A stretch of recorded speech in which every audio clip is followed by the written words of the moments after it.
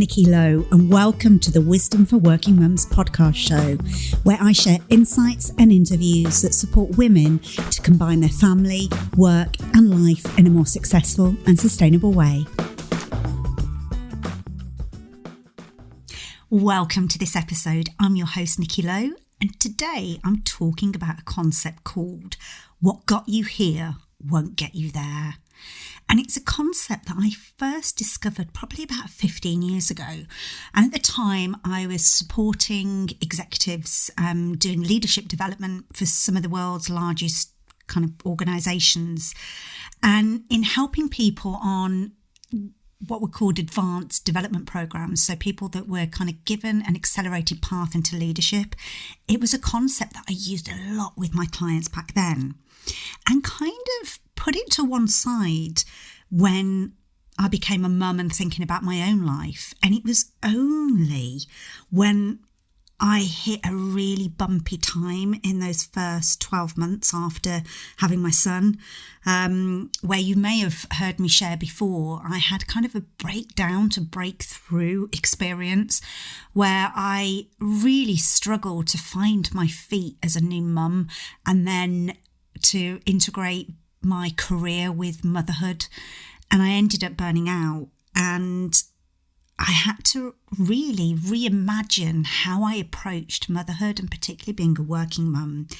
And actually this concept of what got you here won't get you there really had this transformational impact on my perspective, and that's what I wanted to share with you today, because I think it can be a game changer if we apply it in our lives as working mums.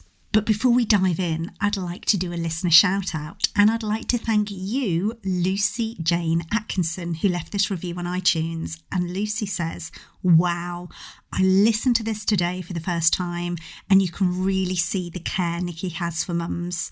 I love how Nikki interviews too, and I've come away from just one podcast understanding myself a little more. And you know what? Us mums are too hard on ourselves sometimes, and we sometimes just need to take a step back and look after us, because after all, we are the core of our family and we need to be okay both physically and mentally. I'm now your number one fan and can't wait to listen for more." Thank you, Lucy, for taking the time to share that. And it's interesting because I don't normally know any of my listeners and people that leave reviews. That's the strange world of podcasting. You know, people that you've never met and you don't know get to listen. But I actually do know Lucy. Lucy's a mum who has children at the same school as my son. And I don't know Lucy well, but I know that she's a mum of 4 and she's got her own bakery business. And I'm always in awe of how she combines the two. And so I'm just delighted that you found the podcast and that it's been helpful for you. And I really appreciate you taking the time to share that. And I know that, you know, if you're listening to this, I know that there's a million and one ways you can spend your time, and it means the world that you kind of listen to the show out of all the choices that there are out there about what to do with your time and also what to listen to. And if you've not yet left a review, it would be amazing if you did. You can head over to iTunes or wherever you listen to your podcast and leave a review. You'll not only be helping me, but you'll be helping another working mum like you to find the podcast show. This episode is brought to you by my 7 days to more resilience experience. Do you need a resilience boost? I think most of us do after the last 12 months. If you do, come and join me on my free 7 days to more resilience experience. I'll be giving you practical insights to boost your resilience as a working mum. Each day for 7 days, you'll receive an email with a quick and easy insight to try out. What you'll get from this are really new insights into resilience. I'll be kind of busting some of the unhelpful myths that we've probably gained about resilience. Will support you to kind of find sustainable ways to boost your resilience. They'll be practical and profound, really bite-sized, and they're based on scientific research to boost your resilience. And they're each designed for busy working mums, so they're really easy, quick, and don't take much time. So if you're interested, come and join me on the free 7 Days to More Resilience experience, head over to wisdom4workingmums.co.uk/resilience. That's wisdom for FOR workingmums.co.uk/resilience. But back to the topic today, which is what got you here won't get you there. And as I mentioned right at the beginning, I came across this concept probably about 15 years ago when I was doing leadership development for large organisations. And the concept really applies to leadership, but I also think it applies to us as working mums. So how I came across this concept was that when I was working with leaders, and I still do this work, is that when you look at somebody's development, there's normally different stages that they go through. And particularly with leaders, there's a particular pipeline that we talk about in terms of development, which is normally somebody starts off their career as an individual contributor. And if they do well at that, they would often get promoted. And they would get promoted into a managerial position. So they go from just looking after themselves and their own work to then having to look after managing other people. And if somebody's good at that, they might then be promoted to become a functional leader. So they might be head of a department. And if they're good at that, they then might become an enterprise leader.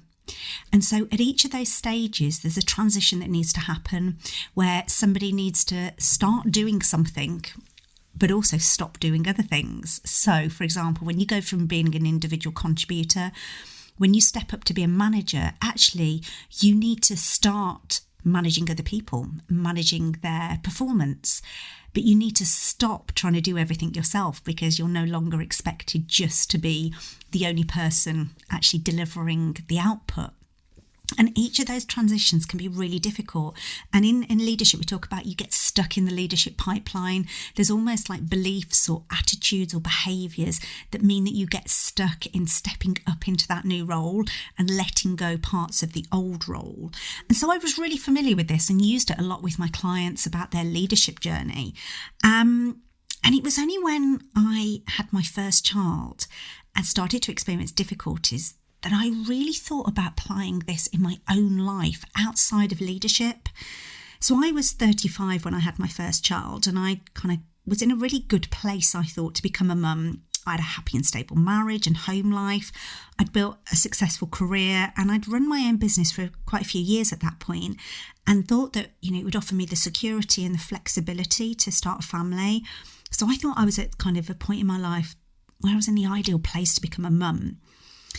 But what I hadn't realised is that what had got me to that place and what had got me here wouldn't get me there. So that the skills and the habits and the kind of attributes that had contributed to my success in my life up to that point actually weren't going to be that helpful in supporting me in my transition into motherhood. And this concept of what got you here won't get you there comes from a book by a guy called Marshall Goldsmith. And Marshall's really one of America's top executive coaches. He's won twice the world's most influential leadership thinker, and he's ranked as the world's #1 executive coach, and he coaches CEOs from some of the world's largest organisations. And you will hear the previous CEO of Ford kind of would sing his praises as being, instrumental in helping him be the best leader that he could be. And Marshall wrote this book called What Got You Here Won't Get You There. And I think that was the first time that I really came across this concept. And so actually, when I started to apply it in my own life, and when I started noticing it in my clients as well, I noticed kind of a pattern. And I'm wondering if you can relate to any of these. So that prior to becoming a mum, do you recognise building your life on being the kind of person that other people can rely on, being productive and getting stuff done, being in control and being organised, being more dedicated than most? What I know about myself is actually they were attributes and habits that had really contributed to me achieving some great success in my life and work. And actually I was admired and acknowledged by friends, colleagues, clients for being that way. And I'm wondering if you can relate to that. What Marshall Goldsmith says in his book, What Got You Here Won't Get You There, he talks about something called the paradox of success. And he defines this is where the beliefs that have carried us to this point in our life may actually be holding us back. We believe that the things that have contributed to our success so far will be a great predictor of our future success. So I know that in my own career and in my own life, actually, what had helped me succeed were kind of qualities that I would describe as masculine. So I was very goal focused. I would challenge the status quo. I was very task focused. I was quite ordered and liked to control things. And actually, if you think about our culture, it tends to glorify and reward that fast-paced, productive and achievement-oriented kind of approach. And I know that I prided myself on trying to be bulletproof and independent and unstoppable. And I had this kind of strong willpower and resourcefulness and kind of self-sufficiency. But when I took those into motherhood, actually they weren't that helpful. Because actually the journey into motherhood is often like this unexpected, and for me it was quite frankly a really uncomfortable introduction into different qualities. And I would call those kind of more of our feminine qualities, about being soft and nurturing and kind of more receptive and collaborative and kind of cyclical, which weren't qualities that I was used to inhabiting. They kind of felt more unpredictable and freeing and a little bit chaotic. And I remember the first probably 6 weeks of my son's life just feeling so out of control, not knowing what I was doing, and so, I suppose, untethered. Nothing was really grounding me. And I remember reading a book about getting your baby into a very gentle routine. So I'm not talking anything, really routine, but just kind of noticing what pattern that your child would have. And I just couldn't notice a pattern. I was like, this feels so unpredictable. I got to the point where I ended up creating a spreadsheet. And I say this with kind of humour, but also looking back with a little bit of sadness as well, that would detail the day in half an hour increments. And I printed off this as a template and just started to track, when I was changing nappies, how long my son was feeding for. And, I was trying to breastfeed, which breast was he feeding on and for how long, and just how long was he sleeping for and what was he doing when he was awake, to try and work out a pattern. And I look back and it was really about trying to get a sense of control and certainty. And I think it was exacerbated because he was born with a hole in his heart. He wasn't feeding properly. He was classed as failing to thrive. And so I needed to track some of that, I think, for my own sanity, because it literally did feel such an anxiety-inducing situation. But my guess is I would have done that anyway, looking back. And I realised that I was trying to exert kind of more of a male approach to like a very kind of female scenario. And there's a book by a lady called Kimberly Ann Johnson, and she writes this book called The Fourth Trimester, and she talks about that the challenge is that you've been primarily operating with this masculine orientation. The postpartum period can be an unexpected and startling immersion into the world of the feminine. And I remember reading that, some time after I had my son in preparation for my second child, and just remember thinking, oh gosh, yeah, that's what I was experiencing. And I didn't have that language at the time, and I wasn't looking at it through that lens. But I know that I personally found those days, weeks and months after becoming a new mum utterly disorientating. But it wasn't the sleepless nights or the relentless feeding or kind of the never-ending nappy changing that I struggled with. The hardest part for me was not having control over my time, getting to the end of the day and not feeling like I'd achieved anything other than keeping my baby alive and well. When I realised that is the most important and privileged task in the world. But as that first-time mum, that just didn't feel quite enough. And in hindsight, I realised that the transition into motherhood that I found the most challenging was embracing those different qualities, those more feminine qualities. And I'm wondering, did you find that kind of time strange and difficult too. Perhaps you may have noticed that you struggle to rest. People say sleep when the baby sleeps. And I remember just thinking, my God, there's so much to do while the baby sleeps. I can't even think about resting, let alone sleeping. Perhaps you struggle to ask for help and the help that you needed. I know I did. I had this belief that only I should be looking after my baby, and that if I needed or asked for anybody else to help me, that meant I was a bad mum. Perhaps you struggle to let go of the doing and just be with your new baby. I know that was something I really struggled with. I always thought, oh my God, I've got to be doing like activities with my baby. And I look back and realised that, a newborn, there's no activities. You're just there kind of gazing into their eyes. And that is, you're meant to be there just holding them and feeding them and being there for them. But I really struggled with that. Didn't seem like to be ticking something off of a list that I could say, oh, I've done really well at that. And, it feels weird to say that I found it difficult to embrace my feminine qualities. Surely I should be able to sit comfortably with my feminine qualities as a woman. But from that experience, and also having the great privilege of supporting other women on their journeys as mothers, this actually can be the hardest part. And that's why I believe that becoming a mother is really one of the biggest transitions we may ever have to navigate in our lives. And really why I started Wisdom for Working Mums, realising there weren't enough resources and conversations out there that spoke to that transition.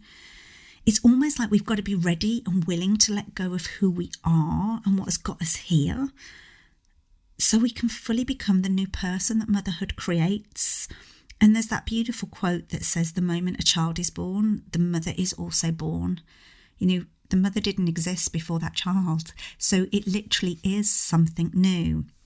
And there is a concept called human metamorphosis or psychological metamorphosis, which really speaks to the fact that, our minds are constantly changing. In neuroscience, they talk about it being called neuroplasticity, that our brains are constantly building new neurological connections based on, experiences. So just listening to this podcast, your brain will have changed its wiring in some way, shape or form. So that neuroplasticity is always happening. And actually these transformations can happen in our lives. So, based on our experiences and our environment and our life events, that metamorphosis can take shape. But what does that mean? Why am I talking about this on this podcast to you right now? I think it's to highlight that the beliefs, and the habits that may have got you to this point in your life may not be the ones to support you in this next phase. And just to reflect on that and entertain the idea. Because one of the things that we hold on dear to as human beings is our self-concept, almost like our self-image. Because, one of the worst things that can happen to us as a human is that we have an identity crisis. We don't know who we are or what we're about. And actually, I think motherhood cracks that open, because we are this new identity that we've never had before. We become a mum, and that does unsettle us. And what we can tend to do is want to cling to the certainty of the things that we know to be true. And that can be really, really useful. But I think what I learned on my journey is some of those beliefs that I was clinging to, that had given me certainty, given me control, given me that sense of myself, actually weren't that helpful to cling on to as I was navigating this new territory as a mum. And I just wanted to share that with you for something for you to reflect on, to think about actually what is supporting me. And let's do more of that. If it's supporting you, do more of it. But what might be getting in my way? So what might be some of the beliefs or the habits or my ways of kind of being in the world that get in the way of me thriving as a working mum? And it's almost like if you could start with a blank sheet of paper, what beliefs or rules or habits would you want that would support you to thrive as a working mum? And to give you an example of this, so one of my really ingrained beliefs before I had this kind of breakdown to breakthrough moment is that being strong and independent was really good. It had seen me succeed in the world and kind of kept me safe and successful. But that actually just wasn't sustainable when I became a mum. And I really had to reimagine that. And so what I reimagined was this concept of interdependence. So I wasn't dependent on people, but neither was I too independent, that I could find the balance in the middle to ask for help when I needed it and receive it, as well as give it, because I love to help people, but I wasn't actually giving them the gift or the opportunity to do that for me. And as we know, we've heard the saying perhaps millions of times before, it takes a village to raise a child. And I wasn't kind of allowing myself to create a village or build it and nurture it, because I thought I'd got to be strong and independent. Another one of my beliefs was that actually if I sacrificed myself and kind of was a martyr, it made people like and respect me. But actually, that again was just an unsustainable way of being a mum, and that I've, taken on this new belief that it's okay to take time for me. It's absolutely okay to do stuff that fills my cup back up. And it's okay not to say no to people and to actually disappoint some people, because I can't end up disappointing myself, because that ends up having a direct impact on my family. So that it's okay to do what's right for me. And I used to have this kind of belief that working hard equals happiness and success. And that one's a difficult one to let go of, because, that's pretty ingrained in me. But what I'm really relearning is this, it's about working smarter, that happiness and success isn't a straight line to how much effort and hard work and blood, sweat and tears I put into things. And that's what I'm talking about here with what got you here won't necessarily get you there. And it's becoming aware of what are the building blocks that I've built my life upon to this point, what's supporting me, and what ones may I need to kind of just start to examine and start to question and start to reimagine. Because we are empowered to rewrite our rules, not just because we can, because actually what those rules that have got you here are unlikely to get you there. So this next phase in your life, if you want to really think about what does fulfillment, what does success, what does happiness mean to me, and thinking about, well, what are the unconscious rules that I'm holding on to that I'm walking that path with, and if they're not supporting me, what do I want to do about that? So I hope that's been useful, and as always, I love to hear from you. So either contact me on social media, over on Facebook, Instagram, LinkedIn, or drop me an email, and I'd love to hear what your thoughts are on this. Have you come across the concept before? And if you've not, what has this made you think? As always, thanks so much for tuning in, and until next time, take care. This episode is brought to you by my 7 days to more resilience experience. Do you need a resilience boost? I think most of us do after the last 12 months. If you do, come and join me on my free 7 days to more resilience experience. I'll be giving you practical insights to boost your resilience as a working mum. Each day for 7 days, you'll receive an email with a quick and easy insight to try out. What you'll get from this are really new insights into resilience. I'll be kind of busting some of the unhelpful myths that we've probably gained about resilience. Will support you to kind of find sustainable ways to boost your resilience. They'll be practical and profound, really bite-sized, and they're based on scientific research to boost your resilience. And they're each designed for busy working mums, so they're really easy, quick, and don't take much time. So if you're interested, come and join me on the free 7 days to more resilience experience. Head over to wisdom4workingmums.co.uk/resilience. That's wisdom for FOR workingmums.co.uk/resilience. If you've enjoyed this episode of Wisdom for Working Mums, please share it on social media and with your friends and family. I'd love to connect with you too. So if you head over to wisdomforworkingmums.co.uk, you'll find a link on how to do this. And if you love the show and really want to support it, Please go to iTunes, write a review and subscribe. You'll be helping another working mum find this resource too. Thanks so much for listening.